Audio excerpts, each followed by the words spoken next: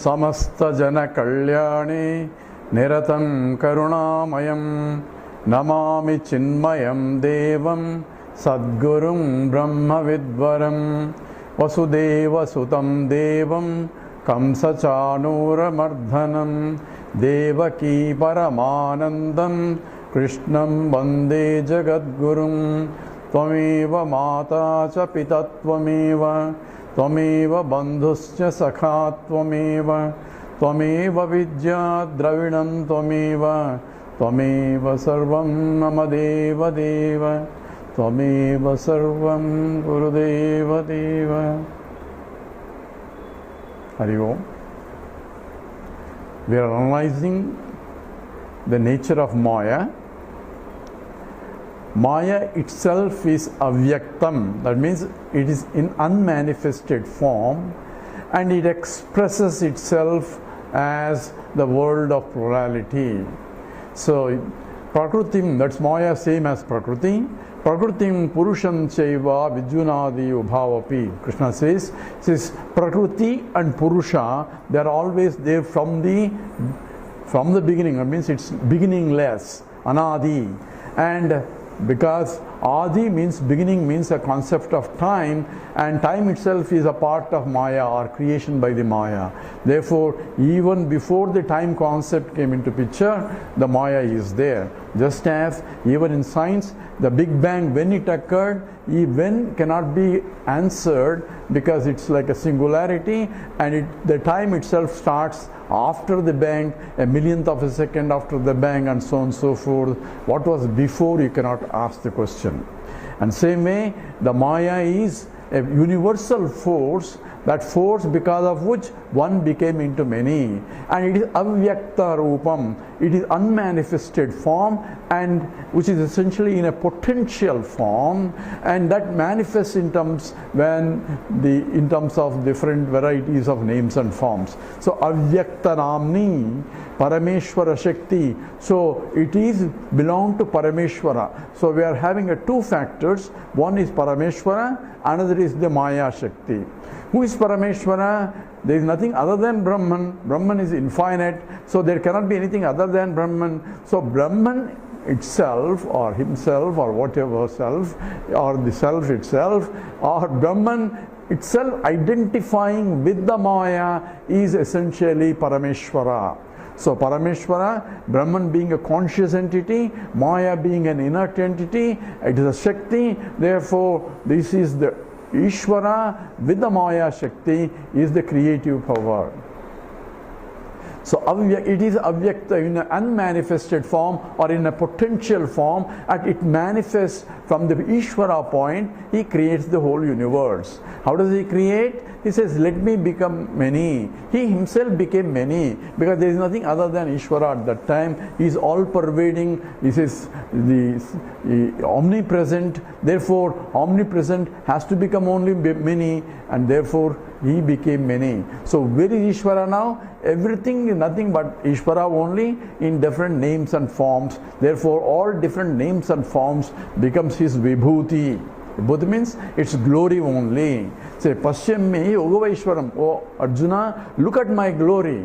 See, Mayatadamidam sarvam jagad avyakta murtina mastani sarvabhutani. All beings are in me. Mastani sarvabhutani. In the very next sloka says Nasamastani bhutani. There are no beings in me, because from the point of gold it says all ornaments are in me, but from the point of absolute gold there are no really ornaments. They are only nama rupatmakam jagatu. They are only names and forms as though superimposed on top of gold. Even superimposition only statement, it's only gold itself appearing as many, Lord himself appearing as many, all that is part. So in what way it appears is dictated by the vasanas. Vasanas is essentially from the individual point, my vasanas dictate my world, your vasanas dictate your world, that everybody's vasanas dictate their world. Therefore, total world is sum of all the put together. So total vasanas or samashti vasanas all becomes a cause, and that is cause for the creation. Therefore, you can say Maya is nothing but is an expression of the total vasana of all beings in the universe put together, is the Maya. So why particular type of creation occurred? Because I want this kind of world, you want that kind of world, because I want this kind of world to exhaust the vasanas that I have, because only this kind of world can only exhaust or conducive for my exhaustion. I gravitate towards the world that is conducive to my exhaust vasanas. And you gravitate, like every jiva gravitate towards an environment conducive to exhaust their vasanas. Therefore, total world is nothing but total vasanas. Therefore, depending upon the total world, where the whole creation occurs. It's not the Ishvara's whims and fancies, the way he creates. So you cannot blame Ishvara, say, why did God created this kind of world? Because this is the world that we want. That's why he created. If you want a better world, have a better vasanas, then better world is created also. So we cannot blame the Lord. His hands are tied. He says, what can I do? This is what you really wanted, so I am blessing it. So therefore, from the total point, Ishvara Srushti, the total vasanas become the cause, karana, the cause for the creation. From the local point, my vasanas and your vasanas become cause for my creation and your creation. So what is the karana sharira, which we go into analysis later when we go to deep sleep state? That is avyaktam, means unmanifested, and that becomes a manifested when I take names and forms. So this happens every day when I go to deep sleep state, where all the names and forms are folded along with the mind and into a state of avyaktam, that means unmanifested state. So what is the state? It is nothing but pure ignorance, because I do not know who I am, and that's the reason why I performed the action, and that's the reason why I have the vasanas, and that became a karanam, or the cause for the creation. So what was there is unmanifested vasanas in the potential form, is the karana sharira, is the deep sleep state from my point. From your point, it is the karana sharira is nothing but the total vasana of viewers in a potential form or unmanifested form, or avyaktam. Vyaktam means manifestation, avyaktam means unmanifested form, is what is your karana sharira or causal body. We'll analyze later what exactly is the causal body and so on and so forth, but at least this much is important to understand what is Maya. So what is Maya? From my point, individual Maya point, it is the vasanas, but the vasanas came because of the ignorance. Therefore, it says avyaktanamni parameshwara sakti anadi avidya. So anadi avidya, the beginningless ignorance, is the cause. But cause means it is essentially the one that formed into many. But itself cannot become many. It's a material cause as though, but there has to be an intelligence for the creation, and intelligence has to be a conscious entity, and that is Ishvara.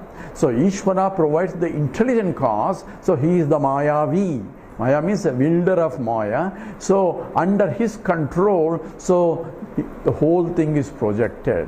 So that's how the scripture explains. That's why Prakrutim Purusham Chaiva Vidyu Anadi. Know that it is this beginningless Purusha and Prakriti are there, because the creation is being explained at that level. But what is that before? The scripture says that what was there before creation is essentially Brahman or Satchidananda Swarupam. The Brahman cannot undergo modifications, and it's on, therefore the whole creation is an apparent creation. That's why it's called Maya. He said etymologically, Maya means that which appears to be there, but it's not really there. So from my point, it is avidya, that means ignorance, that called Mula Vidya, the fundamental ignorance, the primordial ignorance. Ignorance of what? Ignorance of I don't know who I am. When it started ignorance of I am, it is beginningless, because ignorance cannot start. If it starts, that means I was knowledgeable before. A knowledgeable person doesn't become ignorant. Therefore, all ignorance are anadi. And therefore, my vasanas are also anadi. Therefore, the creation is also anadi. So, from beginningless, I have been going on in the cycle of trying to born to exhaust vasanas. In the process, I accumulate new vasanas, and new vasanas are put into my bank account, and this goes on. Punarapi maranam, punarapi jananam, jatare shayanam, yah samsare bahudustare, krupaya pare, pahimurare. Says Shankaracharya says in the Bhajagovindam says this birth of being born again and dying again and born again and dying again, the cycle goes on. Why cycle goes on? Because I am born in a particular environment and there has to be cause for it. So we have to accept the previous life and we have to accept the next life, because God cannot put us in randomly anywhere that according to his whims and fancies. As we said, we have people with the rich, people are poor, people with all defects. All this cannot be done by God. If he does, then he cannot be God anymore. Therefore, he has to be impartial, and whatever is according to our karma we have to be born. So that means we have done past some actions for which we are now facing the consequence of those actions. And if we perform new actions, then we have to have the consequence of those actions, and this cycle will go on. Only way to get out of this cycle, we have to do karma yoga, and that Krishna discussed, and we also talked about the different aspects of yajnartham karma, anyatra lokoyam bandha. You have to perform the action without getting bound, because you will get bound otherwise. How do you perform? By doing in the form of yajna. So all that is self-consistent and analogy is exact, and the whole thing is essentially what Vedanta as a science is telling us. So it is, from my point, it is avidya. From your point, avidya means the ignorance, and this is not ignorance of any, this is a fundamental ignorance, and some scriptures call this as the original sin. And this original sin is nothing but it is the ignorance only. And that is also picturized in terms of snake also in many religions. These vasanas are picturized as snakes. And even in Bible also, snake comes into picture. And this is called, all snakes are essentially vasanas. And Lord is called Pannaga Bhushanam. Bhushana, it means he decorated himself with the snake. That means those vasanas or snakes cannot bite anybody without under his control. So therefore, he is beyond the vasanas. He can control the vasanas. And Lord Vishnu is sleeping on the snake bed. That means those vasanas are folded, and all the 7 hooks are looking at the Lord. 7 hooks are 5 sense organs, and the buddhi and the manas are looking inwards towards the Lord, since the Lord is inside in everybody's heart. That is the symbolism of the Lord also. So we were talking about the 2 aspects of creation. Ishvara Srushti. Ishvara Srushti is based on the total vasana of all being put together, and that is Ishvara. I have no control on the total vasanas of anybody, and I have no control of even my own vasanas, because the actions have already been performed. That is in the past. What I can do is only my current action, even though I am propelled by my vasanas, because as I am a human being, I have a choice to go along with the vasanas, or to go against the vasanas, or do even completely different, or not to do anything also. All are part of my activity, and again I am accountable for those activities. So only way to get out of this vasana cycle is Kritimadhodadau Patanakaranam. Bhagavan Ramana says, this cycle goes on like a whirlpool. We get caught up into it.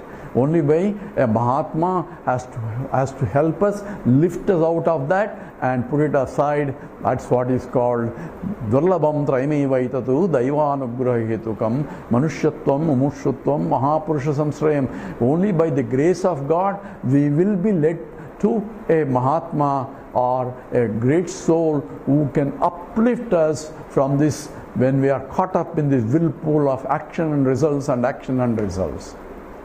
So that's how the Viveka Chudamani also started with the analysis. So Ishvara Srishti, there is nothing I can do about it. I had to deal with it. So the whole world is there, and I didn't create the world, neither my grandfather created. I as though entered into the world that is there, and I had to take and try to gain happiness out of this world. That's the whole process is going on. So therefore, I cannot change the world myself. I can change my locally setup, but again, it depends on the Ishvara, because the whole world keeps changing, and my setup change will not remain like that. Even if I keep changing, again the whole world keeps changes, then it will be continuous struggle. Only way is to change myself so that I can act properly with the changing world.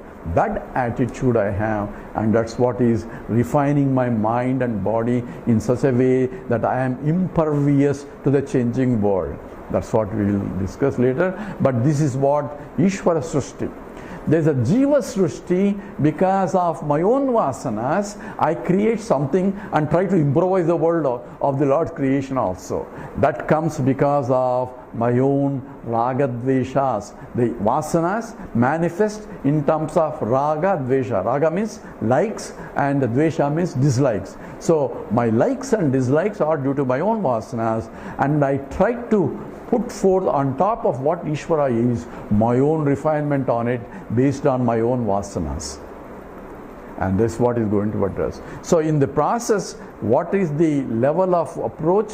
The Maya, it says, Avyakta Namni Paramesh Shakti Anadya Vidya Trigunatmika Para. It is of the nature of three gunas. And that's what is being analyzed next in terms of what are the three gunas. Three gunas are called Sattva Guna, Rajo Guna and Tamo Guna. And each one has to be understood because the Prakriti is as a balance of all these three. So Prakriti has a gunas, so the product of the Prakriti will have these three vasanas also. And depending upon the nature of those, which one is a predominant, then one expresses itself in that. So we should know what are these three vasanas and how do they manifest, and how do I recognize the particular guna is coming out at this particular time. So there are three gunas, the tamasic guna, tamas, the rajasic guna and sattva guna. And according to this is three powerful forces are operating. One is called avarna shakti, and avarna means covering it, and covering means I will not know, and that's a part of ignorance, and that's part of tamas. So tama guna is manifesting in terms of avarna shakti. Avarna means covering out. And the Rajo Guna is activity involved, and therefore it comes and helps in terms of projecting power. And that's essentially the whole polarity comes into picture. Activity comes picture from the individual. Activity comes at the level of Ishvara also. Since Rajo Guna becomes a dominating factor in all the creation also. So that is coming from the Vikshepa Shakti. One is Avarana Shakti, covering. Vikshepa Shakti is projecting power. So projection activity is supported in the background by the consciousness, and that has to be also understood. So Vikshepa Shakti, and the third one is called Jnana Shakti, and this comes from the Sattva Guna. So Sattva Guna is where predominance of Jnana knowledge has to take place when the Sattva Guna becomes a dominant. Some people are interested in the studies and because of the Sattva Guna. And these three gunas essentially manifest in terms of all things and beings. All inert things essentially Tamo Guna, because they are inert. And in the living beings, we have an expression of Rajo Guna and Sattva Guna also. Depending on the nature of those expressions, we have varieties of beings also.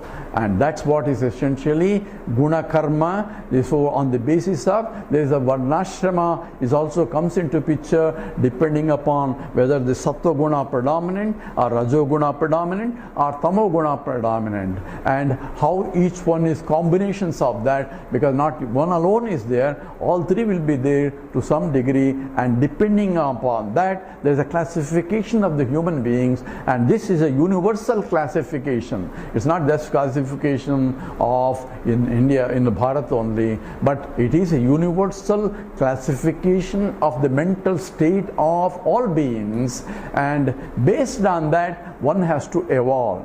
And that's what is going to be discussed as we say how tamo guna expresses, how rajo guna expresses, and how sattva guna expresses. And what's the evolution involved? Evolution is going from tamo guna to rajo guna, and from rajo guna to sattva guna, because we need a knowledge that Jnana Shakti has to be invoked. Jnana Shakti removes the Avarna Shakti. That means covering off is to be removed. We have to discover, means removing the cover of that Mula Vidya, and therefore with that only we will gain who we are, and the process, all things in the sense we are beyond the Prakriti, we are the Purusha, and we have nothing to do. We can operate in the world, but we cannot, need not operate. We are essentially pure Brahman.